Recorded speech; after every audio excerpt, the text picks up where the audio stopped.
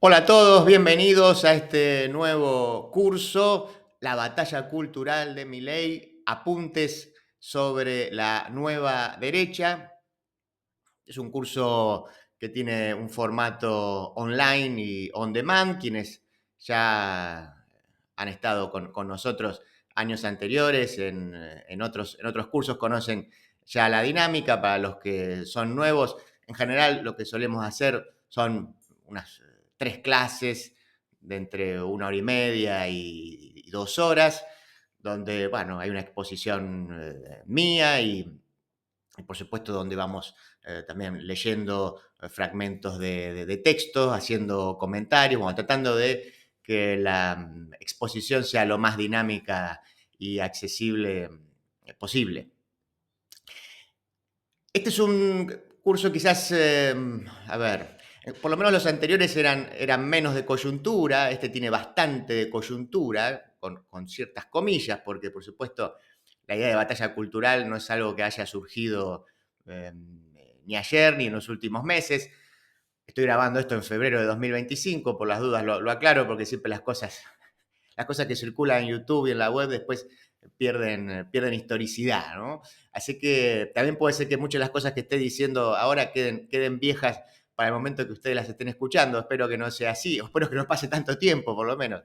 Pero les decía, hay desde hace ya tiempo una discusión en torno a lo que consideramos la batalla cultural.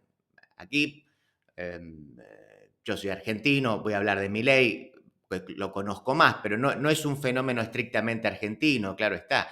Y por supuesto también que era previo a la irrupción de Milei o a la llegada de Milei al gobierno. En realidad, justamente, uno podría decir, había un caldo de cultivo que permitió o que generó las condiciones para una irrupción radical como la de Milei, tanto en Argentina como en otros países. Los procesos, a ver, cada país tiene su historia, tiene sus tradiciones, tiene sus propias problemáticas. Eso está. Y a su vez también es verdad que en paralelo eh, hay como fenómenos o como aspectos que se repiten. Y si uno puede alejarse algo del día a día, encontrará eso, como ciertos lineamientos comunes, que después, por supuesto, se conjugan con la particularidad de cada caso. Pero hay elementos que se repiten. En este caso, podríamos decir, en general, la irrupción de figuras de derecha. Después podemos discutirlo, desde mi punto de vista, en general con una línea más bien populista, ¿sí? Como reacción también a ciertas políticas progresistas que han fracasado desde distintos ángulos. Sin duda desde lo económico, pero también desde lo cultural. ¿En qué porcentaje? Discutible. O en todo caso, digo, ¿qué fue más importante al momento de comprender, en este caso, por ejemplo, la llegada a la administración del presidente Milei? ¿Fue más lo que tiene que ver con lo cultural, con un rechazo a la ingeniería social propuesta por el progresismo, o fue la crisis económica? En Estados Unidos, ¿cómo fue? Trump acaba de asumir por segunda vez. Es lo mismo, hay algo de eso. Bueno, no sé, qué había pasado en Brasil o qué ha pasado, bueno, insisto, con otros casos a lo largo del mundo, o a veces donde la derecha no ha llegado al gobierno, pero ha hecho muy buenas elecciones. ¿Qué está pasando? Yo creo que algo de esto en general siempre está ahí, está ahí. Insisto, ¿qué es más importante? La sensación es que a mí, digamos, en lo personal, que la economía tiene un peso más relevante, pero eso no podría eh, obturar o hacer que dejemos de lado lo que es la cuestión cultural, que es a su vez esencial. Pues creo que no lo explica todo, pero de la misma manera que la economía o que el factor crisis económica tampoco lo explica todo. Por eso es que creo que vale la pena hacer un curso sobre la batalla cultural. A ver, esta es bueno, ahora voy a hago una breve introducción donde les cuento en todo caso de qué iría, cómo sería la estructura del curso, y después, eh, no sé, haremos unos 15, 20 minutos y después en todo caso ya ingreso directamente en lo que sería esta primera clase, de la cual forma parte esta introducción. Digo, vamos a ver en esta primera hora y media, 2 horas, eh, eso, o vamos a intentar dar una explicación de cómo se da este fenómeno. Vamos a ir todo el tiempo entre Milei y lo que pasa en Estados Unidos, lo que pasó en Brasil, lo que pasa en España, quizás lo que nos resulta más a mano, lo que puede pasar en Italia, ¿sí? Eh, Incluso hasta nos podemos ir un poquito para Rusia, bueno, en fin, pero obviamente en la línea esta de encontrar patrones comunes es probable que tratemos de trazar por lo menos algunos paralelos. Así que me interesaría trabajar esa cuestión, sí hacer énfasis, porque también, digo, si ustedes están del otro lado, es porque quieren que hablemos del fenómeno Milei en particular, que tiene, insisto, una lógica o una comprensión que es muy propia de la Argentina también, adelantando un poco claramente. No hay Milei sin una crisis de las dos grandes coaliciones de gobierno que gobernaron los últimos 8 años de la Argentina. Me refiero, en principio, a lo que había sido la coalición de derecha eh, que había aparecido posteriormente al último gobierno de Cristina, la que lideraba Mauricio Macri, con Juntos por el Cambio, con el PRO, bueno, nombres que fueron cambiando. Pero digamos, ese fracaso de Macri, sumado al fracaso de una especie de kirchnerismo pretendidamente moderado, liderado por Alberto Fernández, es lo que explica que mucha gente haya decidido votar por, digamos, rompiendo un poco esa lógica de mejor lo malo conocido. Bueno, no, vamos a lo desconocido totalmente. Ya que lo conocido ha demostrado sendos fracasos, bueno, tiremos la moneda en este tipo, que nadie sabe bien de dónde salió, nadie sabe por qué, que no tiene estructura, que no tiene gobernadores, que no tiene diputados ni senadores, que no tiene intendente, que no tiene un concejal, que no tiene trabajo territorial. Lo que, digamos, todos los manuales de ciencias políticas se quemaron, todos los analistas que decíamos, no, en estas condiciones en la Argentina nadie puede llegar, todos nos equivocamos, todos, ¿sí? Milei diría, mandriles, nos diría, creo que tendría razón, ¿sí? Eh, Así que eso, digo, eso por un lado, tratar de explicar eso, después, por supuesto, también desarrollar, bueno, a ver, cuáles son las distintas tradiciones de la derecha que hay en la Argentina, qué es lo que consiguió amalgamar Milei. ¿Mm? Porque eso creo que es central para comprender y para dar una definición de lo que es Milei. Yo se las voy a adelantar, por supuesto es personal y es controvertida, pero a ver, está muy claro en lo económico, ¿no? Sí, y el propio Milei hizo un trabajo, si quieren, de batalla cultural, de instalar categorías y conceptos que incluso diría que ni siquiera eran corrientes en la academia, eran más bien marginales en la academia, imagínense a nivel masivo. El anarcocapitalismo, ¿qué es el anarcocapitalismo? Bueno, tuvimos que aprender eh, qué era el anarcocapitalismo desde la postura de Milley, por supuesto, y lo más sorprendente es cómo eso hace carne, digamos, cómo eso, digamos, puede tocar alguna fibra íntima de él, más de la mitad de la población. Es un fenómeno muy interesante para analizar. Por supuesto, no sé si ustedes me siguen en los textos, en la radio, me habrán oído hablar 1000 veces esto. Pensar que más de la mitad de la Argentina es anarcocapitalista es una estupidez. Yo creo que ni el gobierno cree eso, y si lo cree está equivocado, ¿no? Pero sí es cierto que algunos aspectos de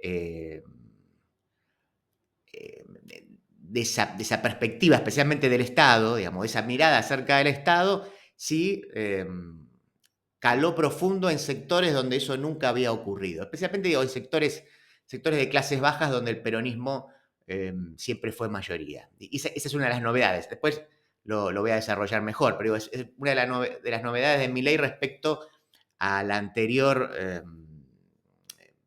administración de derecha liderada por Macri, ¿no? Un voto transversal y que fue muy fuerte, por supuesto, en jóvenes, mayoritariamente en jóvenes varones, pero menos de lo que se cree, pero por supuesto, más jóvenes varones que mujeres, ¿sí? Pero transversal a todas las clases sociales.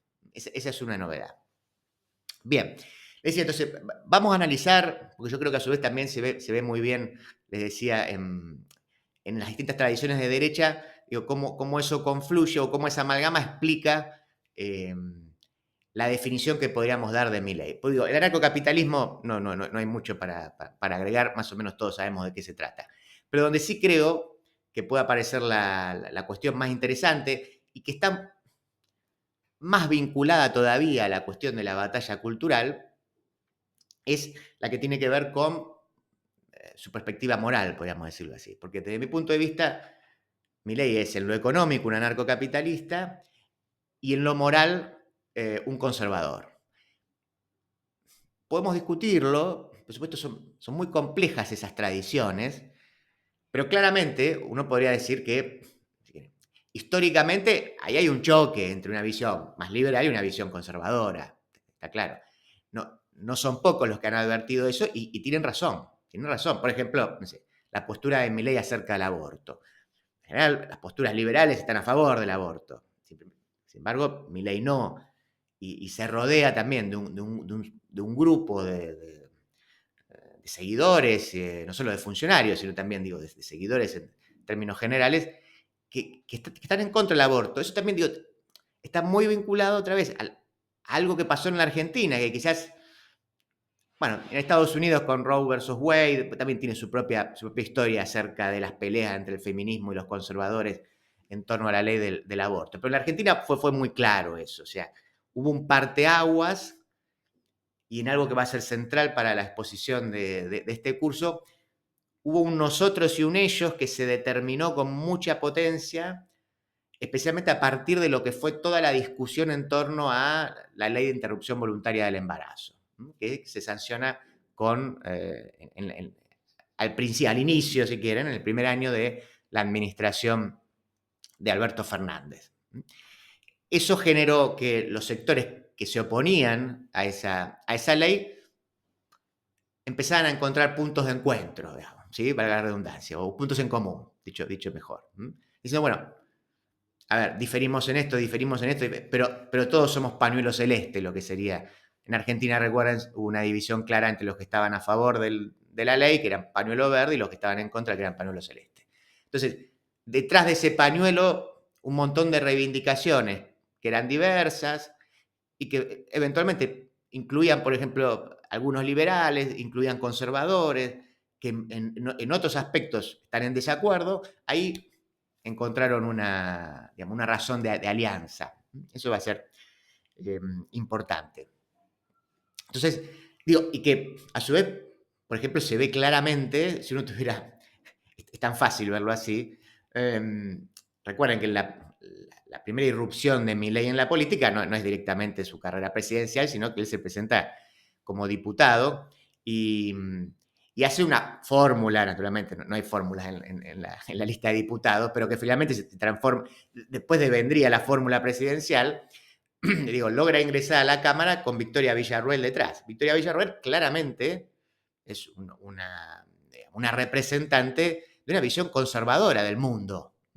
Y conservadora además en todo lo que tiene que ver aquí en la Argentina con la discusión acerca de derechos humanos, de lo que fue lo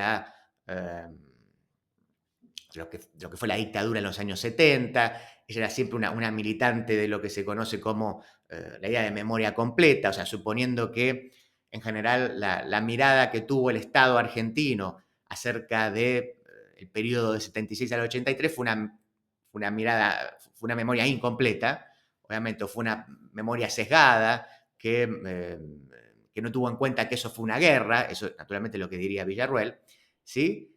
Bueno, digo, ahí se expresaban entonces como dos aspectos de lo que son las tradiciones de derecha en la Argentina.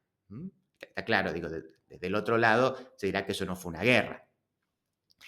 Bueno, y esa es una discusión que se saldó en la justicia, y que uno, a su vez, diría, y que uno pensaba que estaba saldada en el ámbito de la discusión pública, pero evidentemente no, ¿no? Evidentemente no, y surgió, no sé si surgió con fuerza, porque a mí me sigue dando la sensación de que en general hay una mayoría de la población que entiende que el nunca más es el camino correcto y que es esa visión que se tradujo en los juicios y la política de memoria, verdad y justicia, creo que en general está más o menos eh, internalizada o es hegemónica, si quieren, en los términos de lo que justamente vamos a desarrollar más adelante. Pero sí es verdad que de repente aparecieron un montón incluso de nuevas figuras jóvenes, que empezaron a poner en entredicho eso, como parte de un paquete mucho más general, ¿no? Que era un paquete antiprogresista, un paquete entonces que incluía ahí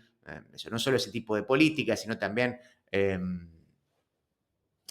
aspectos vinculados no sé, al feminismo, bueno, en fin, un montón de lo que en Estados Unidos podría ser una política woke, bueno, ahí, como un gran paquete contra el cual salir a pelear. Entonces yo le decía, tenemos un anarcocapitalismo en lo económico, un conservadurismo en lo moral, y esto, insisto, que siempre es mi definición, no hay ningún manual que diga lo que es mi ley, y seguramente además los seguidores de mi ley no aceptarían esta interpretación, pero yo creo que mi ley es un populista, desde lo que podríamos llamar desde lo político comunicacional. Ahí meto las dos cosas en un paquete, podríamos separarlas, pero me parece que a los fines expositivos es más claro. Em, es un populista, en lo político como son otros. Y acá a mí no, a ver, digo, en lo personal no, ¿cómo puedo decirlo? A ver, para que me entiendan, todo el mundo habla hispana. Pero digo, no lo digo en términos estrictamente descriptivos, no abro un juicio de valor. Más allá de que claramente el concepto de populismo tiene aspectos, o siempre que aparece en términos peyorativos. Pero puedo pasar por encima de eso y no entrar en ese juego. Esto en Argentina se discutió mucho el término, digamos, a lo largo de lo que fue digamos, los 12 años de kirchnerismo, que se autodenominaban, digamos, gobierno popular, como también se autodenominaron experiencias similares a lo largo de Latinoamérica desde el inicio del siglo XXI hasta más o menos el año 2015, donde claramente esa visión de gobiernos populares fue hegemónica. Bolivia, Ecuador, Brasil, Venezuela, ¿sí? En algún momento Uruguay, en algún momento Chile, ahí con alternancia, pero hubo claramente un clima de época. Y como lo hubo, no sé, como en los años 80 fue la socialdemocracia, como en los 90 fue el neoliberalismo, uno podría decir, siempre hablando de Latinoamérica, ¿no? Bueno, y parte del mundo también, pero en Latinoamérica específicamente, digamos, si quieren, entre el 2000 y el 2015, esos 3 lustros fueron de una hegemonía de lo que esos mismos gobiernos referían como de gobiernos populares. Por supuesto, los críticos dirían, no, populistas, no populares. Y ahí ya claramente hay una lectura peyorativa del término. Pero podemos prescindir de eso y seguir avanzando y hacer una descripción. Después, en todo caso, ustedes dirán me gusta o no me gusta, pero yo creo que claramente hay ahí un aspecto populista, después trataré de justificarlo claramente. Pero se ve, y que se ve a su vez también en figuras como la de Trump. Es decir, que, a ver, genera una tensión en el ámbito de lo institucional y que a su vez tiene que ver también como con una crítica muy fuerte, o dado que hay una crítica también muy fuerte a las instituciones, es decir, a todas las instancias de mediación entre el pueblo y en este caso, si quiere, y el presidente y el gobernante, o sea, hay un continuo llamado a establecer una relación directa con el pueblo. Además de que en su momento, por ejemplo, al inicio, después finalmente eso no lo hizo, pero Milei en algún momento había amenazado con gobernar, bueno, los decretos sí, pero digo, gobernar directamente a través de referéndum, o sea, hacer una interpelación constante al pueblo, cosa que sí se ve en sus discursos. Así que después, digamos, desde ese lugar es que me parece, y por eso también mezclaba lo político con lo comunicacional, ¿no? Hay claramente también una forma disruptiva de la comunicación, es inimaginable, no digo 30 años atrás, inimaginable hace 5 años atrás, o incluso comparado con los gobiernos, incluso con un gobierno de derecha como el de Macri, digamos, que mucho más, o que asumía con todo un discurso republicano detrás. Después si lo cumplía o no, será otra cuestión. Pero del plano de lo discursivo, recuerden, la crítica al kirchnerismo era una crítica desde los republicanos, ¿sí? Nosotros venimos a defender las instituciones, era el argumento. En Milei diría que al contrario, ¿sí? Las instituciones son la casta, ¿sí? Es una casta burocrática de funcionarios que le roban la quita a la gente. Es una mayoría que paga impuestos con una minoría que se sirve de ellos. Esto después lo vamos a ver con otros autores a los cuales Milei sigue. Así que, más allá de que en la actualidad y en este momento que les estoy hablando, hay una alianza explícita entre el macrismo y el mileísmo, son distintos, son distintos. Y claramente esa también fue la clave del triunfo de Milei, poder instalar que él era distinto de Macri y que a su vez Macri era igual a lo que había antes. También. O que en todo caso era posible meter dentro de una misma bolsa una experiencia, si quieren, socialdemócrata, liderada, digamos, una experiencia socialdemócrata del peronismo, liderada por Alberto Fernández, y esa experiencia que, bueno, que Milei llamará socialdemócrata de la derecha. A mí me parece que le queda. No le hacemos justicia. Pero una experiencia, si quieren, de centro derecha, como la de Macri. Bueno, de todo eso vamos a hablar en esta clase de hoy, pero bueno, yo les decía, o les adelantaba al inicio de la presentación, que van a ser 3 clases. Vamos a ver a lo largo seguramente de cómo se va desarrollando, cómo nos dan los tiempos, pero en principio, después yo quisiera avanzar en una segunda instancia con algunos textos de un autor que es muy importante para Milei. De hecho, hasta ha bautizado a uno de sus perros con el nombre de él. Y esto no lo digo en tono de sorna, digo, lo digo para que vean la relevancia que tiene para él, que es Murray Rothbard, se escribe Rothbard, Murray Rothbard. Otra vez, insisto, ni siquiera un autor que uno podría decir, bueno, es leído en la academia o es un hombre, o que sea para ser criticado. No, yo creo que si uno va en busca de autores de tradición libertaria y de cierto respeto en la academia. Bueno, están quizás los más clásicos, no sé, la escuela austríaca, eso sí, en el ámbito de la economía, pero en el ámbito, si quieren, de la política, a mí me parece, por lo menos dentro de lo que yo conozco, que uno puede nombrar a Robert Nozick, ¿no? Me parece que de hecho a veces Milei lo menciona, ¿sí? Pero no a Rothbard, no a Rothbard, que era un, pues que claramente tenía formación, tenía formación académica, pero también era un activista, era un polemista, ¿no?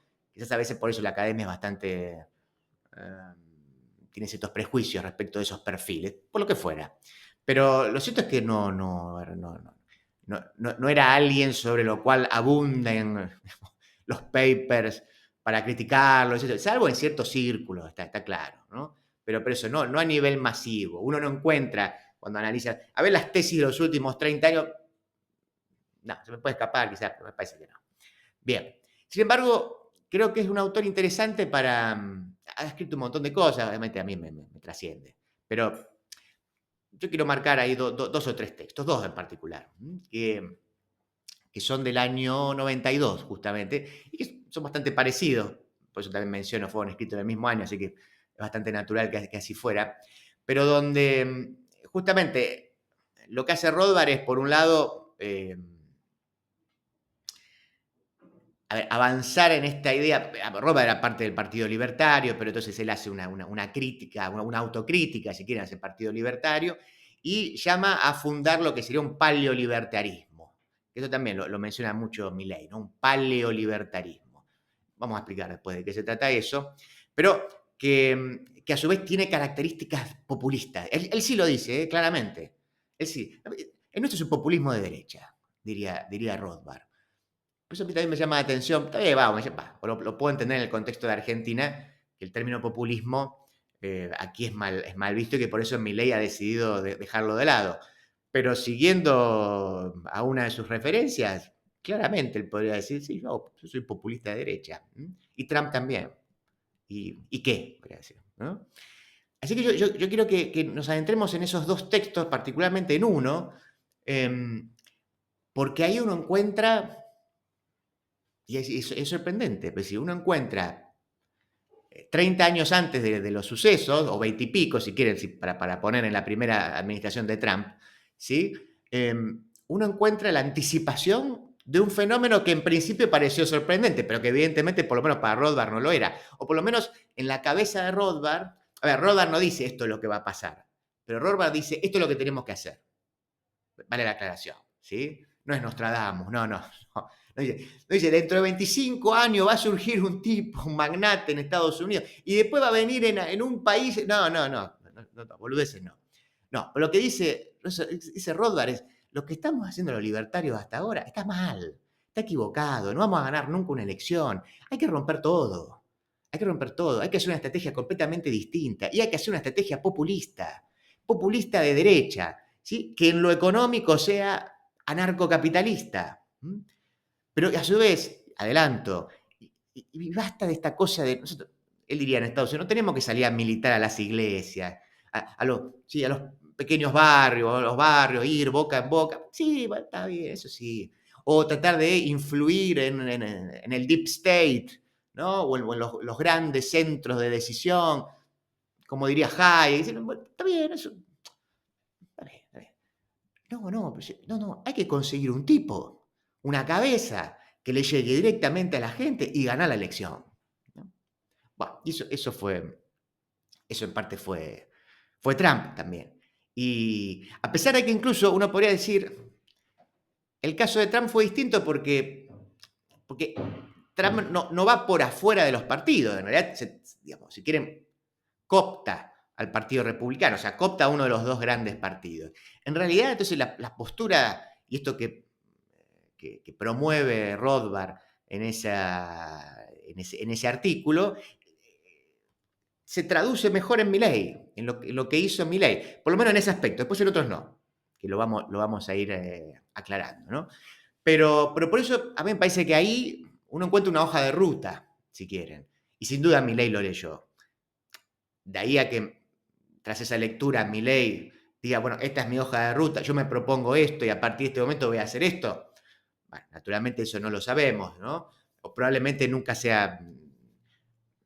Las cosas no se explican de ese modo, ¿no? No se explican desde un trabajo consciente tan ingenuo, ¿no? Las cosas también se van dando, pero sin duda que ahí hay algo, ahí hay una línea. Y cuando ustedes empiecen a ver tantos puntos en común, van a decir, bueno,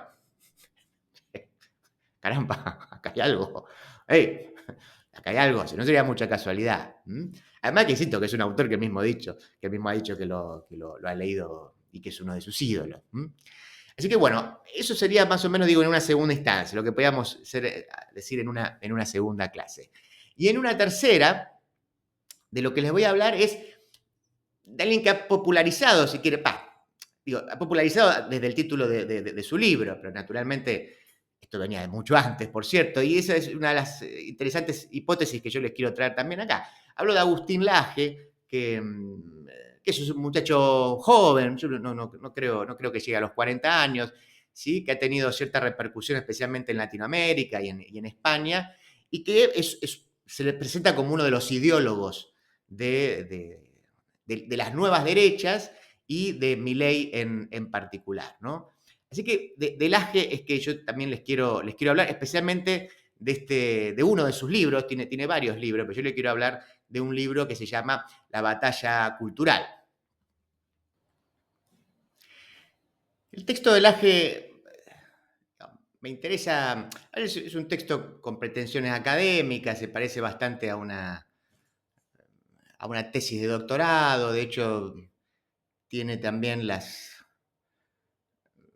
a ver, ¿cómo decirlo? Sí, iba a decir sí, los problemas de las tesis de doctorado, que en realidad son bastante difíciles de leer en el sentido de que abundan en referencias, hay todo el tiempo una intención de demostrar lecturas. Digo, eso no cargo estrictamente sobre el AGE, cargo sobre el tipo de trabajo del que hablo, pero capaz que es un, ni me acuerdo, capaz que tiene mil referencias y además en cada página hay una cita a un autor, o a dos, o a tres incluso, cosas que todos hemos hecho, pero todos sabemos que son mentiras, digamos, en el sentido que cuando uno cita a un autor, cita dos líneas a un autor, todos sabemos que no lo hemos leído, digamos, ¿no? Pero eso no importa. Así que no era contra el bueno de Laja, a quien no tengo el gusto de conocer, por eso no tengo nada personal. Pero cuando uno lee el texto, dice, hay alguien acá que nos quiere mostrar que ha leído mucho y todos sabemos que eso digo, no lo hace nadie. Pero más allá de eso, es un texto, digo, académico, con las referencias del caso, que en todo caso hace lo que tiene que hacer, digo, hace todo un paneo, insisto, ambicioso, porque recorre distintas tradiciones, distintos autores. Bueno, pero digo, eso más o menos lo podemos encontrar en cualquier texto eh, que en este caso hable del tema de la batalla cultural, de la hegemonía, etcétera, eh, de los caminos de la modernidad, de la posmodernidad, de la progresía. Bueno, hay un montón de bibliografía en ese sentido. Si ustedes buscan algo de eso, no sé si les diría que vayan al libro del Aje, que tampoco lo hace mal, digo, pero seguramente que hay mejores. Pero sí me parece interesante el otro aspecto que él a su vez retoma, por ejemplo, de Rothbard. De hecho, lo vamos a ver, hay algunos pasajes donde pareciera calcada la estructura de algunos de esos textos que yo les mencioné de Rothbard respecto de qué es lo que hay que hacer, porque, a ver, digo, Laje tiene pretensiones académicas, o por lo menos de que se lo respete académicamente, pero sobre todo es un ideólogo, también en el mejor de los sentidos, digo, no en el sentido peyorativo. Y, y quizás lo que podemos llamar un activista, pero eso, una pretensión intelectual, si quiere, es un intelectual de derecha, además asumido. En eso sí uno puede rescatar que, a diferencia de lo que sucedía años atrás, donde nadie era de derecha, ni los de derecha, ¿sí? Acá de golpe surge una nueva generación, pero me que sí, nosotros somos de derecha. Y digo, lo interesante del texto del Aje, yo no sé si la acordará con esta interpretación, bueno, pero en todo caso es mía, y es controvertida, claro, y controvertible. Digo, yo no sé si lo seguiría suscribiendo hoy, porque el texto lo publica antes de la llegada de Milei al poder. Quizás hay algunos aspectos ahí que quizás a Milei le incomodarían un poco. Pero él hace un intento de... Él retoma categorías que son claramente de la izquierda, empezando si quieren hasta por la de la batalla cultural, que algo después vamos a desarrollar también, por supuesto. Es decir, toma categorías, por ejemplo, de Gramsci, sin duda, el concepto de hegemonía, y dice, bueno, lo traigo para acá, si lo traigo para la derecha. A ver, ¿qué hacemos nosotros desde la derecha con esto? Bueno, hagamos lo que hicieron ellos, hagamos lo que hicieron, él diría los zurdos, digamos, ¿no? Bueno, a ver, pero hagamos lo mismo. Ese es un aspecto novedoso, porque en general lo que haría la derecha más tradicional, o si quieren, lo que seguramente él llamaría más los liberales clásicos, era, bueno, no, justamente, nuestra mirada acerca de, por ejemplo, la democracia es una mirada desde el punto de vista de lo jurídico, es una mirada de consensos, ¿no? Frente a la izquierda que lo piensa todo como de una manera de disputa, agonal o agonística, ¿sí? O de nosotros contra ellos. No, nosotros somos la derecha y la derecha viene a consensuar. Y es una lectura de la derecha. Pero él va a decir que no. Si no, vamos a darle un poco de su propia medicina, ¿sí? Y con las herramientas que ellos han construido. Porque incluso él podría decir, Gramsci tiene razón. Y sí, claro, Gramsci tiene razón. La batalla es cultural. Hoy no te sirve, digamos. Vos no podés sostenerte en el poder cagando a palos a la gente, amenazándola y en una lógica dictatorial, o no importa, o con un gobierno de apariencias democrático, pero en la práctica, ¿sí? Que se transforma en una especie de gran hermano. No te alcanza, vos necesitas consensos también. O sea, vos necesitas que la gente te apoye, o una importante cantidad de ella, ¿no? Y eso lo generas con una batalla cultural que instale realidad, digamos, que instale sentidos, o que genere un sentido común acorde a la línea de tu gobierno. Entonces, en eso decir, bueno, Gramsci la vio, diríamos, ¿no? O sea, Gramsci, a diferencia de toda la tradición digamos, marxista clásica, que era más bien economicista, diría, no, che, hay algo acá en lo cultural. Entonces, lo que hace el libro de Laje es hace todo un desarrollo y va mostrando cómo entonces lo cultural primero se autonomiza y a su vez luego invade las distintas esferas, invade la esfera de lo económico, invade la esfera de lo político, a partir de lo cual entonces él deduce, bueno, si damos la batalla cultural, en realidad a su vez nos metemos en todos lados.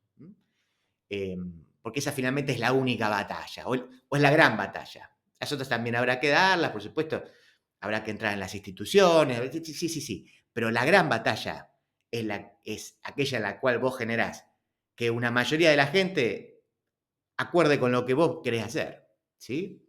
Y claramente uno diría, a ver, Milei no puede ganar ni podría haber ganado si no se hubiera instalado en un sector de la sociedad que el Estado es una mierda. ¿Eh? Sí. Y Milei hizo mucho para instalar eso. ¿Eh? Y los gobiernos anteriores también, por cierto. No es que Milei ha sido una cabeza superior que ha tenido un plan maquiavélico para instalar realidad. No, bueno, la verdad que no había que instalar demasiada realidad. La realidad estaba ahí. Che, los que administraban el Estado hicieron un desastre. Hicieron un desastre. Después solamente había que decirlo. Y había que generar una figura que encarne esa decepción. Por eso también les decía, la novedad respecto del gobierno de Macri era que también los pobres dijeron el Estado es una mierda. Cuando Alberto Fernández en plena pandemia ya le decía, vamos a ayudar a la gente, anótense que les vamos a dar un subsidio para que puedan subsistir, de golpe aparecieron 10 millones de personas que no estaban registradas, o sea, que no recibían otras ayudas. Entonces, hay todo un discurso de un Estado presente y de repente había 10 millones de personas que salieron de abajo de la tierra en Argentina. ¿Ah? Si usted me está escuchando de algún otro lado del mundo, dirá, ¿cómo? Sí. A ver, un Estado presente, un Estado eso, peronista o socialdemócrata, o como ustedes quieran, con todo un discurso de donde en cada rincón del país estará el Estado para ayudarte, y donde había un montón de subsidios, y donde había un montón de ayudas efectivamente, entonces no era mentira. De repente, cuando en el momento de la pandemia, de la mayor crisis, del confinamiento, etcétera, se lanza, lo estoy diciendo así burdamente, una especie de subsidio, hubo distintas formas, pero uno en particular para gente que no tuviera ningún tipo de ayuda, se anotaron 10 millones de personas, o sea, se anotó más del 20% de la población argentina. Entonces, no ver que ahí, digamos, había un caldo de cultivo para lo que vino después, es algo que esa administración de Alberto Fernández pagó claramente pagó. Bueno, en fin, pues entonces, creo que ahí hay un punto interesante para ver, digamos, y que tiene que ver a su vez con el título de este curso, que es la batalla cultural, y que está en ese libro que, insisto, pareciera ser, por lo que uno escucha, por la información periodística, de alguien que tiene mucha llegada a Milei, y que es efectivamente, creo yo, probablemente de los intelectuales de derecha, por lo menos en el mundo de habla hispana, de los jóvenes, digo, el que tiene más llegada, digamos, alguien que ha sido un bestseller, que de golpe puede hacer una presentación de un libro y lleva a mucha gente, ¿sí? O bestseller entre comillas, pero un libro muy vendido dentro de ese ámbito, de ese tipo de libros, claramente. Así que creo que vale la pena analizar eso, pero especialmente por esa cuestión, es decir, por cómo la nueva derecha, que el propio Laje bautizaría como una nueva derecha, en realidad se va a servir de elementos de la izquierda. Y elementos, a su vez, que desde mi punto de vista, por lo menos, avalarían la hipótesis, o una de las hipótesis de este curso, que es el populismo de Milei. Insisto, quizás en algún momento lo pueda charlar con Laje, pero no sé si lo suscribiría ahora, pero claramente se sigue de ahí. Uno ve el libro de Laje, por ejemplo, uno lee el libro de Laje y uno diría, che, esto es Vox en España. ¿Sí? Claramente, porque ahí no hay una cosa, a ver, hay una cosa, por supuesto, liberal contra el Estado, etcétera, pero ojo, esperen, hay una defensa de la soberanía, hay una concepción del pueblo, entonces, digo, de hecho, no es mi ley. Claramente, por ejemplo, digo, Laje es un antiglobalista, por ejemplo. No es mi ley. No es mi ley. Quizás incluso está mucho más cerca de Victoria Villarruel. de la vicepresidenta. Pero, pero eso no está ahí. Entonces, eh, hay elementos ahí para tomar en cuenta. Y por último, digo, también en esta línea de aspectos que toma ese libro desde la derecha, y aspectos de la izquierda desde la derecha, o aspectos desde la izquierda para la derecha, lo digo de otra manera, es también incluso una interpretación de Laclau, de Ernesto Laclau, digamos, el filósofo argentino que en su momento, digamos, quizás para bajarle un poco el peso, el filósofo de Cristina Kirchner, bah, esas tonterías que dice la prensa, pero sin duda que tenía un acceso, digamos, una línea, un acercamiento y una cercanía ideológica con Cristina Kirchner, que venía desde la tradición de la izquierda, por supuesto, y si quieren, coqueteando con una izquierda peronista, pero que justamente plantea una redefinición, si quieren, del concepto de populismo. Él claramente no tiene una mirada peyorativa de ese concepto. Quizás, digamos, si hubiera creado otra categoría hubiera sido mejor para evitar las malas interpretaciones. El periodismo en general, que tiene bastante poca formación, lo interpreta mal, pero bueno, había ahí toda una redefinición de lo que podemos llamar populismo, también de lo que podemos llamar de cómo entender la democracia frente a la mirada liberal de la democracia, y Laje también la retoma. Decía, a ver ¿qué hacemos con las categorías laclosianas? ¿Sí? Tomemos esas categorías para justamente, a ver, pensar un nosotros y un ellos desde la derecha, pensar una disputa hegemónica desde la derecha, pensar el lugar de los intelectuales desde la derecha, pensar el lugar de los liderazgos también desde la derecha. Por eso digo que creo que vale la pena entonces dedicar por lo menos la última parte del curso a ese texto, que es uno de los, insisto, por lo menos que ha circulado más y que por lo menos desde lo conceptual nos ofrece algunas herramientas para exponer y para debatir. Bueno, esta entonces es más o menos la introducción, la hemos hecho larga, por cierto, pero creo, o espero por lo menos que les haya resultado interesante. Así que ahora me meto ya de lleno con el desarrollo, por lo menos, de la que sería la clase de hoy.